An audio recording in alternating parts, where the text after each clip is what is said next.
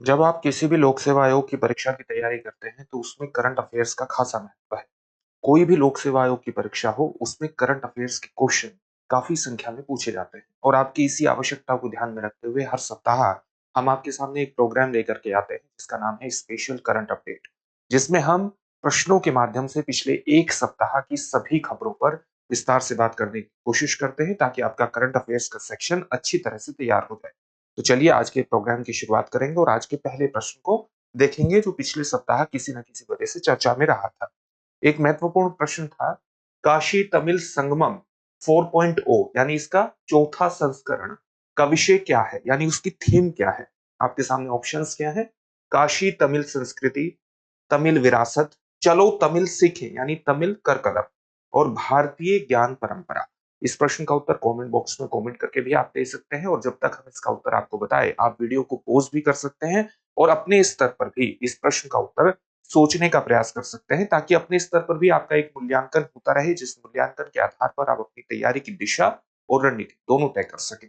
इसका सही उत्तर क्या होगा? ऑप्शन सी, चलो तमिल सीखें तमिल करकलम। आप जानते हैं काशी तमिल संगमम एक प्रकार से काशी और तमिल क्षेत्र के बीच एक प्राचीन सभ्यतागत संबंध थे, प्राचीन सांस्कृतिक संबंध थे, उसी का एक उत्सव है। इसको वर्ष 2022 में शुरू किया गया था, ताकि इन संबंधों को, जो प्राचीन सांस्कृतिक संबंध थे, इनका उत्सव भी मनाया जा सके और एक बार फिर से पुनर्जीवित किया जा सके। वर्ष 2022 में पहला काशी तमिल संगमम हुआ था, और वो भी वाराणसी में हुआ था, और अब ये चौथा संस्करण है, ये भी वाराणसी में हो रहा है। ये कार्यक्रम 2 दिसंबर से 15 दिसंबर 2025 तक वाराणसी में चल रहा है। इस बार का जो आयोजन है, ये तमिलनाडु के कार्तिकई दीपम त्योहार है। कार्तिकई दीपम त्योहार जो कि 4 दिसंबर को मनाया गया, उसके साथ मेल खाता है। ये त्योहार भी 3 दिनों तक चलता है, लगातार 3 दिनों तक चलता है, यानी अभी तक चल रहा है। तो आप ये देखिए कि ये जो त्योहार है, ये वस्तुतः रोशनी का त्योहार माना जाता है, काफी शुभ त्योहार माना जाता है। इसमें रात में जो तेल के दीपक है, वो जलाए जाते हैं, मिट्टी के तेल के दीपक जलाए जाते हैं, और काफी इसका एक शुभ उत्सव माना जाता है तमिलनाडु की संस्कृति या दक्षिण भारत की संस्कृति में। उस दौरान ये हो रहा, तो इस बार का जो काशी तमिल संगमम है, उसका विशिष्ट महत्व है। तमिलनाडु और काशी के प्राचीन सांस्कृतिक संबंधों को पुनर्जीवित करने का एक प्रमुख आयोजन है काशी तमिल संगमम। विषय इस बार का क्या है? चलो तमिल सीखें यानी तमिल करकलम।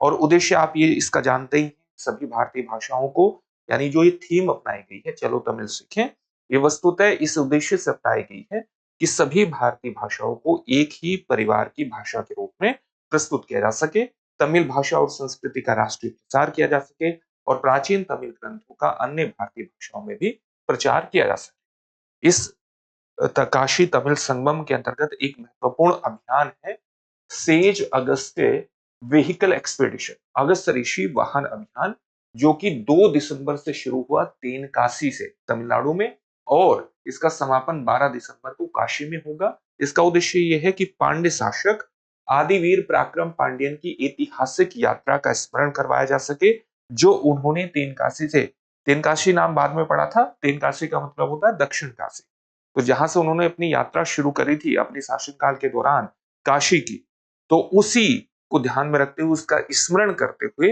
इस अभियान की शुरुआत इस बार की गई है। और ये दक्षिण काशी की सांस्कृतिक एकता को पुनर्जीवित करने का एक महत्वपूर्ण प्रयास है। इस अभियान के दौरान चेर, चोल, पांडे, पल्लव, चालुक्य जो राजवंश हैं, जो कि तमिल क्षेत्र के एक महत्वपूर्ण राजवंश रहे हैं, उनकी ऐतिहासिक विरासत का प्रदर्शन करना भी इसका एक महत्वपूर्ण उद्देश्य है। साथ ही एक इस पूरे काशी तमिल संगमम का एक कार्यक्रम रहेगा कि उत्तर प्रदेश के छात्रों को तमिल पढ़ाई जाए। और तमिल किस प्रकार से पढ़ाई जाएगी? एक अभियान के तहत, जिसका नाम है करपोम तमिल। इस अभियान के तहत ये नई पहल की गई है। इसमें उत्तर प्रदेश के 10 बैच और प्रत्येक बैच में 30 छात्र होंगे। वो तमिलनाडु के कॉलेजेस का भ्रमण करेंगे। साथ ही छात्रों को तमिल भाषा और तमिल संस्कृति का प्रशिक्षण दिया जाएगा। Central institute of classical Tamil Chennai द्वारा फैकल्टी का ओरिएंटेशन किया जाएगा, और वो छात्रों को क्या करेंगे? वो छात्रों को फिर तमिल सिखाएंगे। प्रधानमंत्री नरेंद्र मोदी की दूरदर्शी पहल तमिलनाडु और काशी के बीच सांस्कृतिक संबंधों को मजबूत करना ही इस पूरे कार्यक्रम का एक महत्वपूर्ण उद्देश्य है। अपने प्रोग्राम में आगे बढ़ेंगे, लेकिन उससे पहले आपके लिए एक सूचना ये है कि दृष्टि संस्थान ने हाल ही में एक कोर्स लॉन्च किया है जिसका नाम है GS studio foundation live online course. Hindi माध्यम का जो बैच है इसमें वो 9 दिसंबर से प्रारंभ हो रहा है, अंग्रेजी माध्यम का बैच 10 दिसंबर से। सबसे खास बात यह है कि ये मात्र 24,999 में आपकी जीएस की तैयारी को संपूर्णता प्रदान करता है। बेसिक स्तर से शुरू करते हुए संपूर्ण पाठ्यक्रम का कवरेज देता है। डॉक्टर विकास दिव्यकीर्ति के नेतृत्व में सर्वश्रेष्ठ अध्यापकों के अध्यापन के माध्यम से कोर्स ये आपके सामने लाया जा रहा है।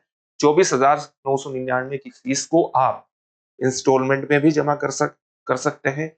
मात्र 14 महीने में आपकी जीएस की संपूर्ण तैयारी ये करवा देगा, लेकिन कोर्स की वैधता 18 महीनों तक रहेगी। इसका मतलब है कि 18 महीनों तक क्लास को आप जितनी बार चाहें उतनी बार देख सकते हैं। जो आपको पढ़ाया जाएगा उसकी पीडीएफ फाइल मिलेगी ताकि आप नोट्स बना सकें।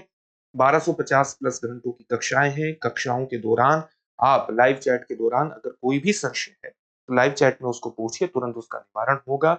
आपकी जीएस की तैयारी में करंट अफेयर्स का खासा महत्व है और इसको ध्यान में रखते हुए 2 वर्षों तक आपको करंट अफेयर्स की क्लासेस का एक्सेस रहेगा। 10 कलर्ड प्रिंटेड बुकलेट्स भी आपको प्राप्त होंगी जिससे आपकी तैयारी को एक एक स्थापित आकार दिया जा सके और साथ ही आप अपनी तैयारी का मूल्यांकन कर सके। इसके लिए आपको 18 टेस्ट भी उपलब्ध होंगे, प्रीलिम्स और मेंस दोनों की। तो एक व्यापक कवरेज है मात्र 24,999 में। तो देरी किस बात की, अभी डिस्क्रिप्शन में दिए गए लिंक पर जाइए, अपने एडमिशन को सुनिश्चित कीजिए और जीएस की तैयारी को एक अच्छा आकार प्रदान कर दीजिए। किसी भी प्रकार का संशय हो तो 8750187501 पर आप कॉल कर सकते हैं। अगला प्रश्न है, हाल ही में भारत ने श्रीलंका के लिए कौन सा मानवीय अभियान चलाया है? आपके सामने ऑप्शंस हैं।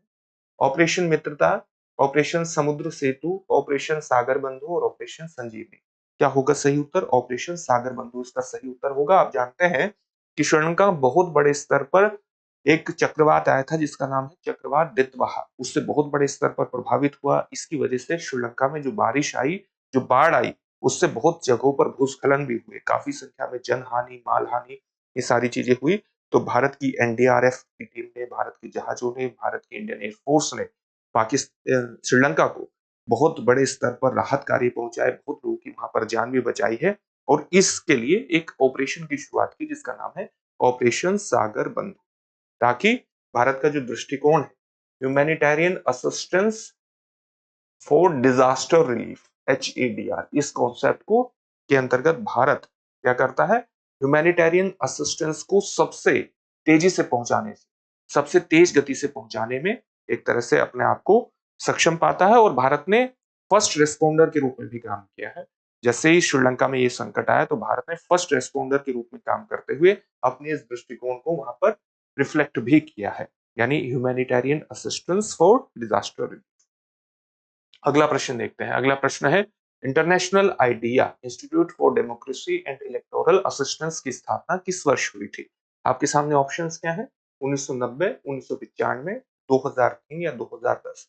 सही उत्तर होगा 1995। ये पूरा टॉपिक चर्चा में क्यों आया है? क्योंकि पहली बार इसकी जो अध्यक्षता करने के लिए आमंत्रित किया गया है वो भारत के मुख्य चुनाव आयुक्त को किया गया है। भारत को पहली बार international institute for democracy and electoral assistance की अध्यक्षता के लिए आमंत्रित किया गया है और भारत की ओर से कौन इसकी अध्यक्षता करेंगे? भारत के मुख्य चुनाव आयुक्त ज्ञानेश कुमार इसकी अध्यक्षता संभालेंगे और इसकी अध्यक्षता उन्होंने संभाल ली है ज्ञानेश कुमार ने, स्वीडन की राजधानी स्टॉकहोम। तो इंटरनेशनल आइडिया की स्थापना कब हुई थी? 1995 में। एक अंतर सरकारी संगठन है, इंटर गवर्नमेंटल ऑर्गेनाइजेशन है। वर्तमान में इसके 37 सदस्य देश है। संयुक्त राज्य अमेरिका और जापान जैसे देश जो हैं वो इसके ऑब्जर्वर स्टेट है, सदस्य देश नहीं है। 2003 से इंटरनेशनल आइडिया को संयुक्त राष्ट्र महासभा में पर्यवेक्षक यानी ऑब्जर्वर स्टेटस मिला हुआ है। भारत इसका स्थापक सदस्य है और भारत ने लंबे समय से इस संगठन की शासन प्रक्रियाओं में, चुनावी अनुसंधान में, क्षमता निर्माण, कैपेसिटी बिल्डिंग में और प्रशिक्षण कार्यक्रमों में सक्रिय रूप से भाग लिया है। इस संगठन का काम है कि दुनिया भर में जो डेमोक्रेटिक इंस्टीट्यूशंस हैं उनको मजबूत करना, ताकि निष्पक्ष, फेयर एंड जो फ्री इलेक्शन है उनको विश्व भर में सुनिश्चित किया जा सके। इस संगठन का यही काम है। अगला प्रश्न है, भारत में वोटर पॉजिटिव दर्जा प्राप्त करने वाला पहला हवाई अड्डा कौन सा है? आपके सामने ऑप्शंस हैं, इंदिरा गांधी अंतर्राष्ट्रीय हवाई अड्डा, मुंबई अंतर्राष्ट्रीय हवाई अड्डा, चेन्नई अंतर्राष्ट्रीय हवाई अड्डा या बेंगलुरु अंतर्राष्ट्रीय हवाई अड्डा? इसका सही उत्तर होगा इंदिरा गांधी अंतर्राष्ट्रीय हवाई अड्डा, जिसने भारत में वाटर पॉजिटिव दर्जा प्राप्त किया है और ये पहला ऐसा एयरपोर्ट बना है, हवाई अड्डा बना है भारत का। जब हम वाटर पॉजिटिव की बात करते हैं तो वाटर पॉजिटिव का मतलब क्या है कि वाटर पॉजिटिव का मतलब है कि आप जितना पानी इस्तेमाल कर रहे हैं, जितना जल खर्च कर रहे हैं, उससे ज्यादा आप उसकी बचत कर रहे हैं या उसको रिचार्ज कर रहे हैं, उसका पुनर्भरण कर रहे हैं। अगर आपने ये स्थिति हासिल कर ली है तो कोई भी इंस्टीट्यूशन, कोई भी जगह वाटर पॉजिटिव बन सकती है।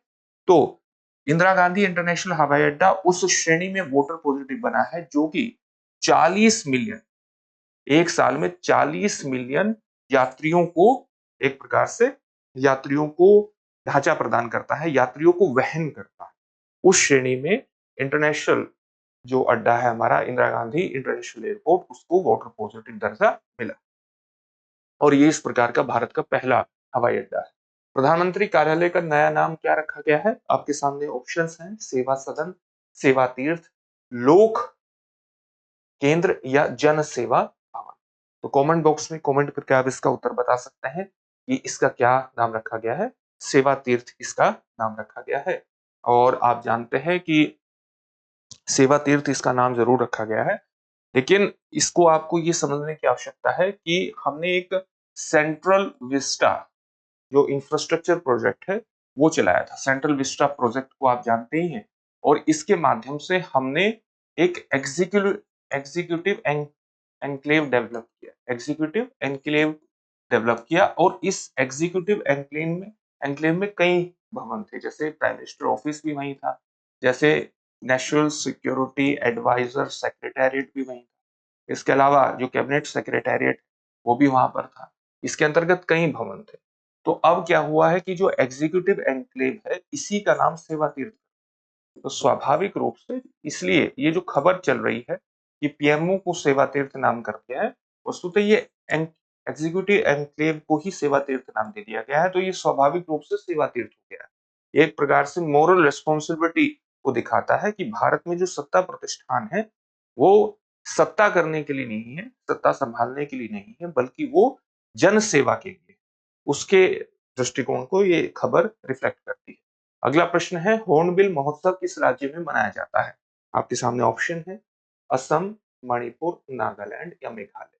तो हॉर्नबिल महोत्सव कहां पर मनाया जाता है? नागालैंड में। ऑप्शन सी इसमें सही होगा और ये प्रतिवर्ष आयोजित होता है 1 दिसंबर से 10 दिसंबर और इसकी शुरुआत वर्ष 2000 में हुई थी। नागालैंड का प्रमुख सांस्कृतिक उत्सव है। नागालैंड की जो प्रमुख जनजातियां हैं उनके लिए हॉर्नबिल जो है वो बेहद एक हॉर्नबिल क्या है? एक पक्षी। तो हॉर्नबिल की भारत में कई प्रजातियां पाई जाती हैं। द ग्रेट हॉर्नबिल का नाम आपने सुना होगा जो काफी प्रमुख प्रजाति है। तो हॉर्नबिल नागाओं के लिए बहुत पूजनीय है, बहुत प्रिय पक्षी है। नागालैंड की जो प्रमुख जनजातियां हैं उनकी समृद्ध विरासत को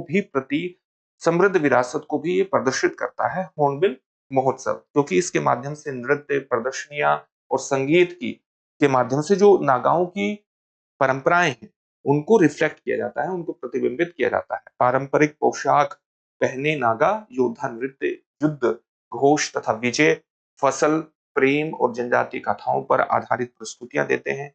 पारंपरिक पोशाकों में हॉर्नबिल पंख, सुअर के दांत, रंग बिरंगे जो बुने हुए पट्टे हैं वो भी शामिल होते हैं, जो नागा गौरव और विरासत का प्रतीक है। जब हम हॉर्नबिल, द ग्रेट हॉर्नबिल की बात करते हैं, ग्रेट हॉर्नबिल की बात करते हैं, जैसा कि अभी आपको बताया था कि ये एक हॉर्नबिल की कई प्रजातियां पाई जाती है जिसमें से ग्रेट हॉर्नबिल एक है। तो ये आपके एग्जामिनेशन में पूछा भी जा सकता है। अगर हम इसके international union for the conservation of nature के रेड लिस्ट में इसके स्टेटस को देखें तो वहां पर वल्नरेबल इसका स्टेटस है, यानी सुभेद्य स्टेटस इसको प्रदान किया गया।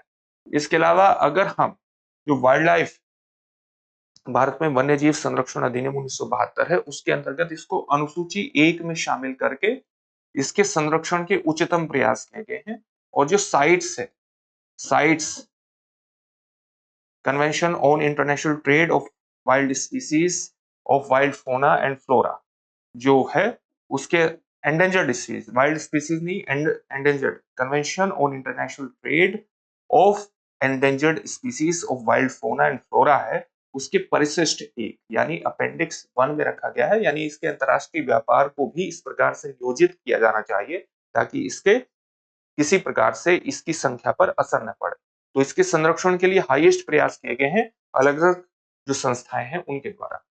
अगला प्रश्न है, भारत में नौसेना दिवस कब मनाया जाता है? और आपके सामने ऑप्शंस हैं 15 अगस्त, 26 जनवरी, 4 दिसंबर या 10 मार्च। क्या होगा इसका सही उत्तर? इसका सही उत्तर होगा 4 दिसंबर। हर वर्ष 4 दिसंबर को क्या मनाया जाता है? भारत में नौसेना दिवस मनाया जाता है, जो कि भारतीय नौसेना के शौर्य, उसकी उपलब्धियों और राष्ट्र की सेवा के प्रति, समुद्री सुरक्षाओं के प्रति, उसका जो उनको सुरक्षित रखने के प्रति जो उसकी एक तरह से शौर्य है, उसको प्रतिबिंबित करता है। ये क्यों मनाया जाता है और कब से मनाया जाता है? जब 1971 में पाकिस्तान के साथ युद्ध हुआ, बांग्लादेश का पुनर्निर्माण हुआ, तो उसी युद्ध के दौरान 4 दिसंबर 1971 को भारत ने एक ऑपरेशन चलाया, ऑपरेशन ट्राइडेंट। तो ऑपरेशन ट्राइडेंट के अंतर्गत भारत ने जो पाकिस्तानी नौसेना का हवाई अड्डा है कराची, वहां पर एक स्पेशल उसी के लिए एक ऑपरेशन चलाया गया था और उसमें पाकिस्तानी नौसेना के 4 प्रमुख जहाज जिसमें पीएनएस खैबर भी शामिल था, उनको डुबो दिया था। तो भारत की इसी उपलब्धि को सेलिब्रेट करने के लिए हर वर्ष 4 दिसंबर को भारतीय नौसेना दिवस मनाया जाता है। अगला प्रश्न क्या है? अगला प्रश्न आपके सामने है, मर्कोसुर की स्थापना किस संधि के माध्यम से की गई थी? एक महत्वपूर्ण साउथ अमेरिकी देशों का संगठन है मर्कोसुर। आपके सामने ऑप्शंस क्या है? ओरो प्रेटो संधि, ब्यूनोस आयर्स संधि, असुनसियन संधि या पेरिस। सही उत्तर होगा पेरिस संधि। माफ कीजिएगा, असुनसियन संधि। ऑप्शन सी, पेरिस संधि नहीं, ऑप्शन सी होगा असुनसियन संधि। तो मर्कोसुर जो है इसकी स्थापना 1991 में हुई थी असुनसियन संधि के माध्यम से। असुनसियन संधि के माध्यम से इसकी स्थापना हुई थी 1991 में। और 1991 में जब इसकी स्थापना हुई तो उसमें 4 देश थे, ब्राजील, अर्जेंटीना, पैराग्वे और उरुग्वे। बाद में फिर इसमें 2 और देश शामिल हुए, वेनेजुएला और बोलिविया, ये बाद में शामिल हुए। 1994 में ओरो प्रेटो संधि हुई थी, जिसके माध्यम से पहले ये एक आर्थिक एकीकरण के लिए शुरू किया गया संगठन था, व्यापारिक संगठन के रूप में आप इसको परिभाषित कर सकते हैं, जहां पर माल यानी सामान, सेवाओं, पूंजी और लोगों की आवाजाही को आसान बनाने का प्रयास किया। फिर क्या हुआ? 1994 में ओरो प्रेटो संधि, और ओरो प्रेटो संधि के माध्यम से इन्होंने एक समान प्रशुल्क नीति अपनाई। आपस में तो मुक्त व्यापार के माध्यम से, एक समान नीतियों के माध्यम से सामानों की आवाजाही फ्री कर दी अधिकांश, या नगण्य उस पर टैरिफ लगाया, बल्कि बाहर से अगर इस संगठन में सामान आएगा तो उसके प्रति भी एक समान शुल्क नीति अपनाई गई ओरो प्रेटो संधि के माध्यम से। यानी 1994 में इस संगठन को एक कस्टम यूनियन का दर्जा दे दिया गया, एक कानूनी स्वरूप प्रदान कर दिया गया।